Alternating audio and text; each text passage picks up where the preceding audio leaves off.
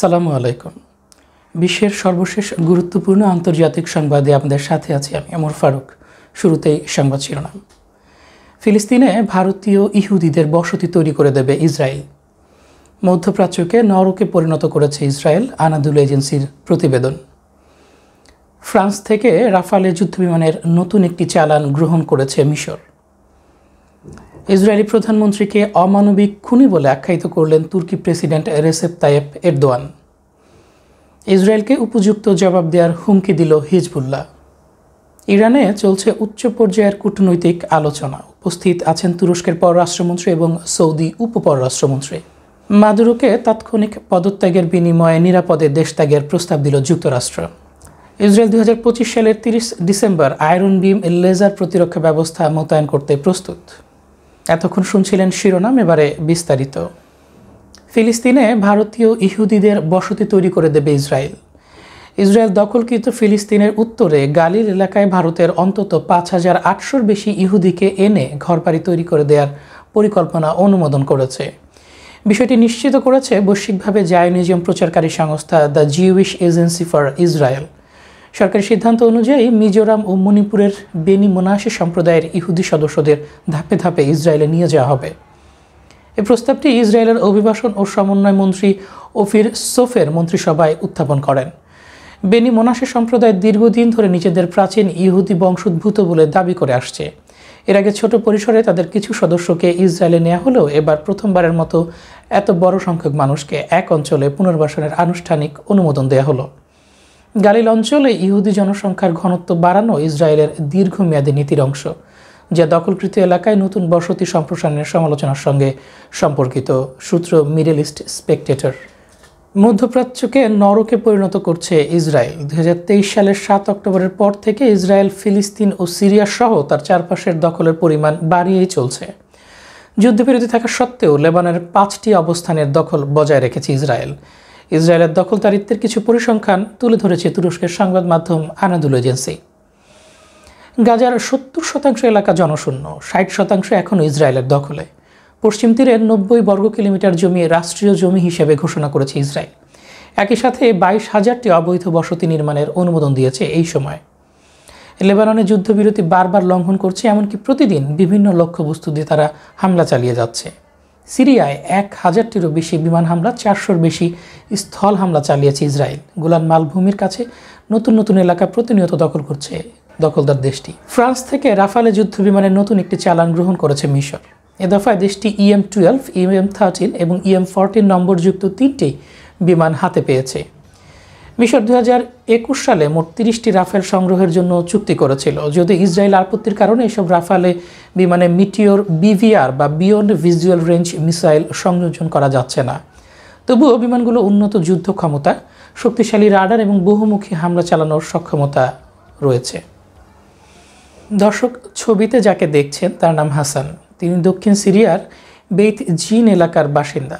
সিরিয়ায় ইসরায়েলের হামলার দিন ছিল তার বিয়ের দিন।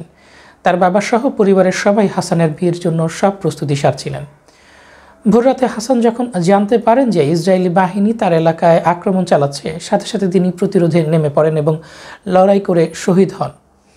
চরম আকাঙ্ক্ষিত বিয়েকে উপেক্ষা করে ময়দানে নেমে আসার এই ঘটনা রাসূল সাল্লাল্লাহু আলাইহি সাল্লামের সাহাবী জুলাইবিব রাদিয়াল্লাহু আনহুর কথা স্মরণ করিয়ে দেয় রাসূলুল্লাহর আরেক সাহাবী সাদ আল আসওয়াদ আস-সুলামি রাদিয়াল্লাহু আনহুর কথা। ইসরায়েলি প্রধানমন্ত্রীকে অমানবিক খুনি বলে ভৎসনা করলেন তুর্কি প্রেসিডেন্ট রেসেপ তাইয়েপ এরদোয়ান।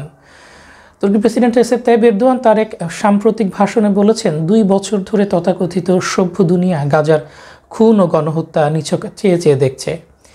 গাজার 80% স্কুল, 668টি ভবন ইসরায়েলি বোমা হামলার শিকার হয়েছে। 165টি স্কুল, বিশ্ববিদ্যালয় এবং শিক্ষা প্রতিষ্ঠান সম্পূর্ণভাবে ধ্বংস হয়েছে এবং 392টি ব্যবহার অযোগ্য অবস্থায় পড়ে আছে। 13,500-রও বেশি শিক্ষার্থী, 850-এর অধিক শিক্ষক এবং কর্মচারীকে দখলদার শক্তি হত্যা করেছে। 7,85,000 শিক্ষার্থী তাদের শিক্ষার অধিকার থেকে বঞ্চিত। এটা যুদ্ধের মাঝে হঠাৎ করে ঘটে যাওয়া কোনো ঘটনা নয়। এটা ইচ্ছে করে নিখুঁত পরিকল্পনার মাধ্যমে বাস্তবায়ন করা হচ্ছে শুধুমাত্র গণহত্যা চালানোর উদ্দেশ্যেই। এরদোয়ান আরও বলেন, ঠুনকো অজুহাতে ইসরায়েল যুদ্ধবিরতি ভঙ্গ করছে, অথচ ইসরায়েলের উস্কানি সত্ত্বেও হামাস ধৈর্য ধারণ করছে এবং যুদ্ধবিরতি মেনে চলছে। আমরা গাজায় ত্রাণ পাঠাতে চাচ্ছি, কিন্তু ইসরায়েল বাধা দিচ্ছে। তারা একজন খুনির নেতৃত্বে পরিচালিত হচ্ছে, যার মানবতা সম্বন্ধে কোনো ধারণাই নেই। ইসরায়েলকে উপযুক্ত জবাব দেওয়ার হুমকি দিল হিজবুল্লাহ। হিজবুল্লাহর প্রধান নাইম কাশেম জানিয়েছেন, ইসরায়েলের তাবেতাবাই এবং তার সঙ্গীদের হত্যা একটি যুদ্ধাপরাধ। আমাদের পূর্ণ ও ন্যায়সঙ্গত অধিকার রয়েছে এর যথাযথ জবাব দেওয়ার। কখন, কোথায় এবং কিভাবে জবাব দেয়া হবে সেটি আমরাই নির্ধারণ করব, আর কেউ নয়। ইরানে বর্তমানে উচ্চ পর্যায়ের কূটনৈতিক আলোচনা চলছে। তুরস্কের পররাষ্ট্রমন্ত্রী এবং সৌদি উপপররাষ্ট্রমন্ত্রী মধ্যপ্রাচ্যের পরিস্থিতি নিয়ে আলোচনা করছেন তেহরানে। তুরস্কের পররাষ্ট্রমন্ত্রী হাকান ফিদান তার প্রতিপক্ষ আব্বাস আরাকচির সাথে একটি যৌথ সংবাদ সম্মেলন করেছেন।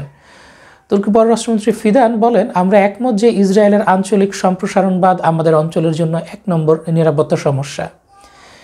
এবং ইরানের পররাষ্ট্রমন্ত্রী আব্বাস আরাকচি বলেন, সিরিয়ার স্থিতিশীলতা এবং শান্তি তার আঞ্চলিক অখণ্ডতা রক্ষার উপর নির্ভর করছে এবং সিরিয়ার অখণ্ডতার প্রতি সবচেয়ে বড় হুমকি আসছে ইসরায়েল থেকে। মাদুরোকে তাৎক্ষণিক পদত্যাগের বিনিময়ে সেফ এক্সিটের প্রস্তাব দিল যুক্তরাষ্ট্র। ভেনেজুয়েলার প্রেসিডেন্ট নিকোলাস মাদুরোকে দেশ ছাড়ার জন্য নিরাপদ পথ বা সেফ এক্সিট দেওয়ার প্রস্তাব দিয়েছে যুক্তরাষ্ট্র। তবে শর্ত ছিল তিনি যেন সাথে সাথে ক্ষমতা ছাড়েন এবং পরিবারসহ দেশের বাইরে চলে যান। প্রস্তাবে মাদুরোর স্ত্রী সিলিয়া ফ্লোরেস এবং ছেলে পর্যন্ত নিরাপদভাবে দেশ ত্যাগের নিশ্চয়তাও দেয়া হয়েছিল। তবে মাদুরো এই প্রস্তাব প্রত্যাখ্যান করেছেন। তিনি যুক্তরাষ্ট্রের শর্তের বদলে 3টি বড় দাবি তুলে ধরেন: 1, বিশ্বব্যাপী পূর্ণ ক্ষমা; 2, ভেনেজুয়েলার সামরিক বাহিনীর ওপর নিজের নিয়ন্ত্রণ বজায় রাখা; 3, পদত্যাগের জন্য অতিরিক্ত সময়। কিন্তু ওয়াশিংটন এসব দাবি সরাসরি প্রত্যাখ্যান করে জানায়, আলোচনার একমাত্র গ্রহণযোগ্য পথ হল মাদুরোর তাৎক্ষণিক পদত্যাগ ও প্রস্থান। সূত্র মিয়ামি হেরাল্ড।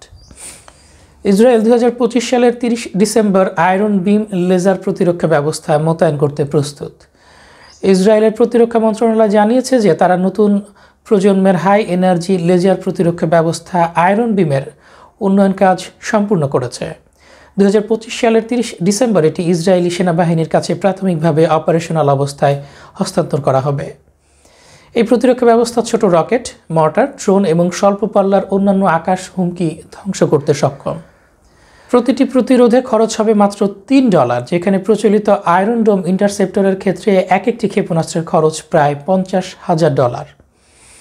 সিস্টেমটি তৈরি করেছে রাফায়েল অ্যাডভান্সড ডিফেন্স সিস্টেম এবং এটি যুক্ত হবে ইসরায়েলের বহুমাত্রিক প্রতিরক্ষা নেটওয়ার্কে, যেখানে আগে থেকেই রয়েছে আয়রন ডোম, ডেভিড স্লিং ইত্যাদি। আয়রন ডোম যুক্ত হলে এই প্রতিরক্ষা স্তরটি প্রায় 100% আকাশ প্রতিরক্ষা সক্ষমতা নিশ্চিত করবে।